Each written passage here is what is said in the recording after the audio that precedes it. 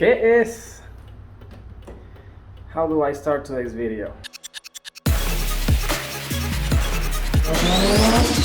Let me resume everything that happened yesterday. Literally went to a photo shoot. I posted this picture and then it happened. So seriously, I let the car idle for a pretty good time, and then it overheated and it blew the heater core. That's what I think, because a lot of coolant and water or vapor was inside of the car, and I just got here to the apartment to start cleaning and bypass the heater core lines, and then I found this. So I don't know when this got activated, but if you try to shut them up, it's still, or turn it off, turn them on. English, motherfucker, do you speak it? Nothing works. So something happened with all the water behind the dash. You can tell there's still coolant.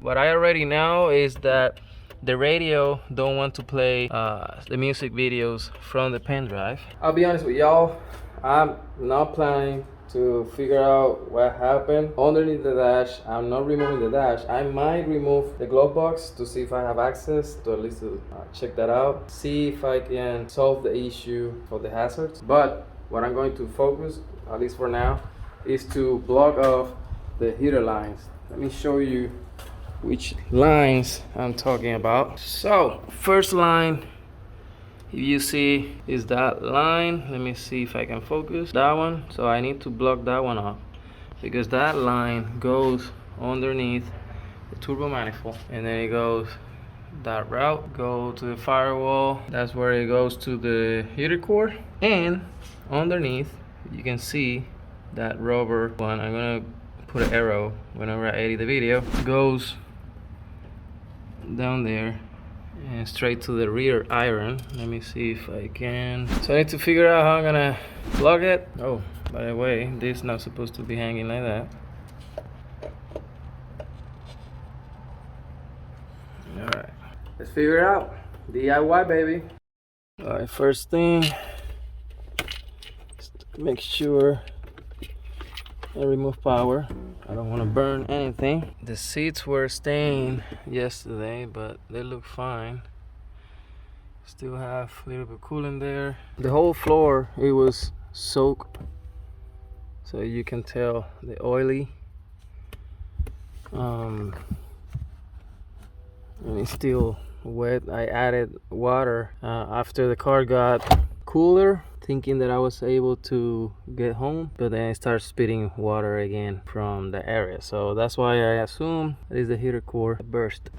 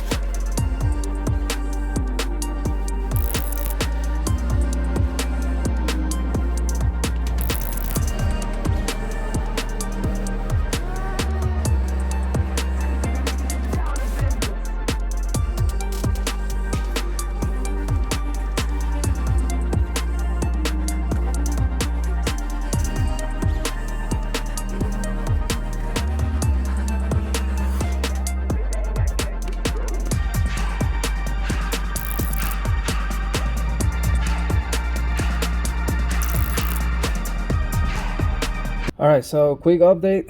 I was trying to make an assessment of like stuff that is messed up. I haven't checked the evap and the whole heater core thing, but I unplugged the hazard and the flashers still work. So I'm assuming coolant and water got into the hazard module and it created a short. The other stuff is the radio, so for some reason doesn't want to recognize the USB, but I still can hear music from the radio. I tried to touch in the back of the radio, but there's not enough room, but I can feel that it's still wet, all that in the back. I don't know if it's smart to start driving the car with stuff that is still wet, especially electric stuff. Another thing that I checked, so I thought that the reason why it kind of overheated was because the fans stopped working. However, there's a trick, and I talk about this in one of my first videos that I was trying to troubleshooting the fans on this car, the hard air short. But if you press the AC button, actually let me show it. You press the AC button so it's on, and then you put the air or the blower on the maximum level. Oh look, it's not working now. So that's another issue too. Yesterday night the AC button was working, so basically none of this works now. So I think the whole module got damaged as well.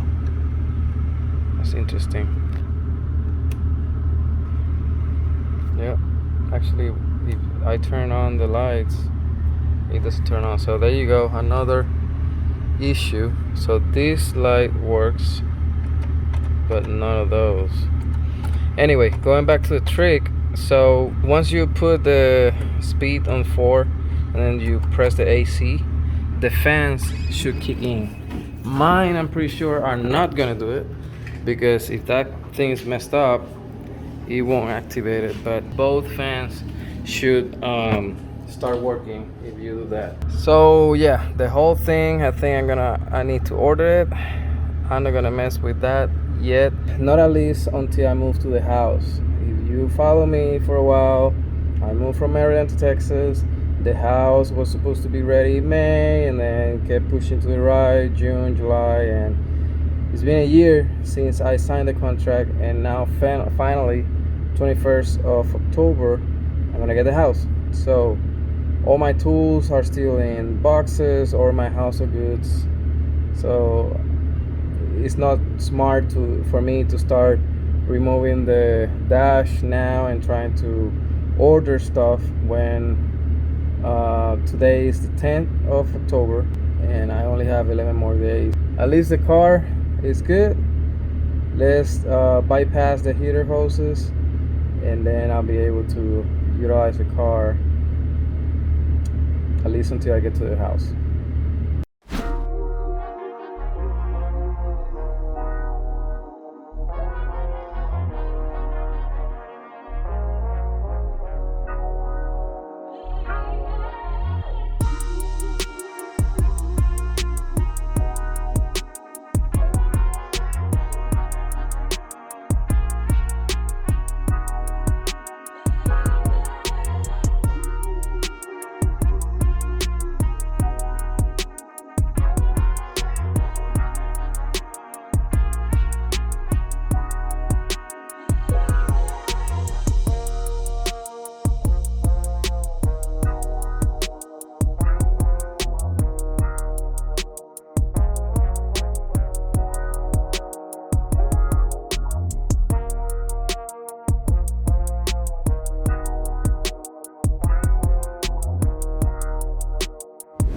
Alright, the lines are out, and you can tell, I'm pretty sure those lines were never removed. I mean, it's a 1994 car, and you can see all the rust and junk that is circulating coolant system. I dropped particles to the ground right now. I couldn't catch them, but I will have to flush the system. I order silicone caps like this one. And the reason why I did it with silicone is because silicone usually holds more temperature than the regular rubber ones. The rubber ones will crack, and after a while it will start leaking, and you don't want that, especially if it start leaking and you don't even realize it. That fitting right there was a lot easier because it's plastic, so it don't create the calcium or whatever thing prevents the rubbers to come out. Just start building up over time, and it makes the line hard. You get a blade, slice it, and then it will come out. Probably whenever I start working in the AC, I'll replace these with silicone as well. The only issue and concern is that this car is right-hand drive. It's easier, or it's more common to find LHD parts, but I'll figure out. And they are already installed. If you can tell here, I installed 2 of those to prevent more water to go in the car or the heater core, which is cracked, I'm assuming. And then the one that goes to the rear iron. I have installed the last one because I want to show it to you all. It's a silicone cap, and I decided to go with these ones because it's been years since I installed this one here, and you can tell I haven't even put a clamp on it, and the heater core was weaker than this. This hasn't exploded, and these are silicone. So silicone is not like the regular rubber. I don't think I have a cap. Yes, so these ones, you can get these in AutoZone, but the problem with this is that if they get too much heat, or they stay at high temperatures for a long time, which the coolant does, they are prone to crack. And yeah, you imagine driving in a highway and then that cap cracks and you don't realize it until the car is hot. Initially I thought about putting the cap over there, but there's too much crap inside of that line. In addition, as there's no reason of leaving coolant come all the way up to just find a dead end there. So what I'm gonna do, I'm gonna remove that line or that rubber hose from the turbine line and then put the cap on there. That will make it easier as well to flush the engine. I'm going to put water for now because today is Sunday and Friday I should get the keys for my new house. So I just want to make sure I turn on today to make sure that there's no issues, and then be able to move it to what's gonna be our new garage.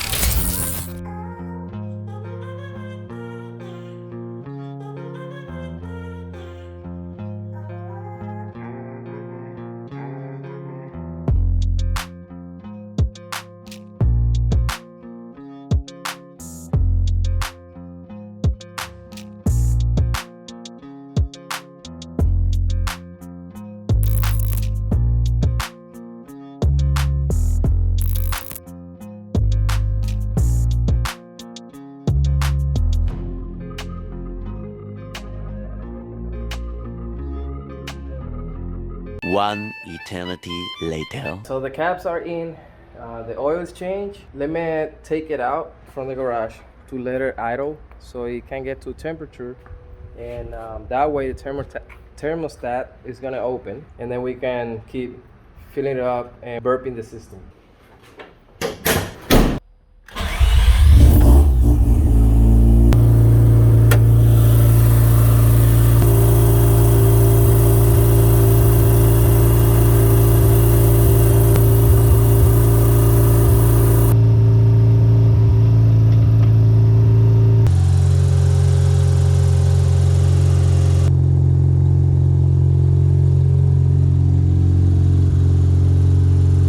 Okay, so most of the air should be out. This thing is really easy to burp the system. You can get it on Amazon. Everything that I use in my videos, I have it on my Amazon store. If you're interested, you can just go to the description of this video and click the Linktree link, and it will show all my social media, but it will show the Amazon store as well.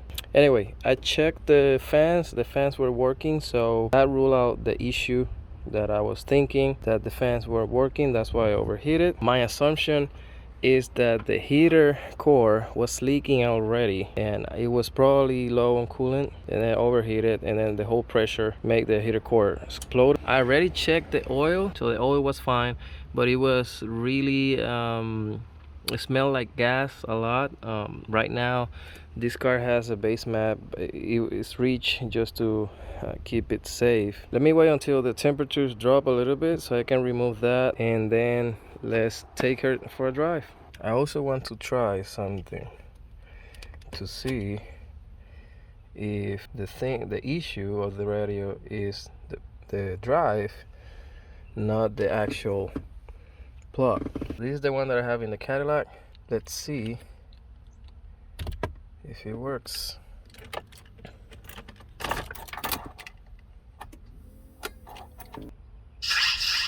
Yep. What happened was, hold on, because I don't want to copyright issues. Alright, so the issue is this thing, not the actual radio. The radio seems to be good. We tried Bluetooth earlier, and now we just swap drive, and this one seems to be working. So I think rule out.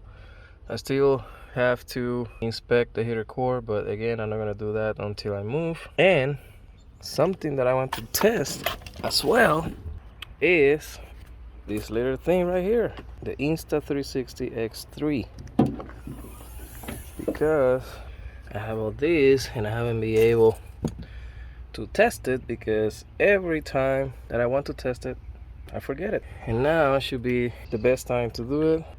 It's the golden hour right now. Well, let's test the car to see if all we did is good to go, and then let's test this camera.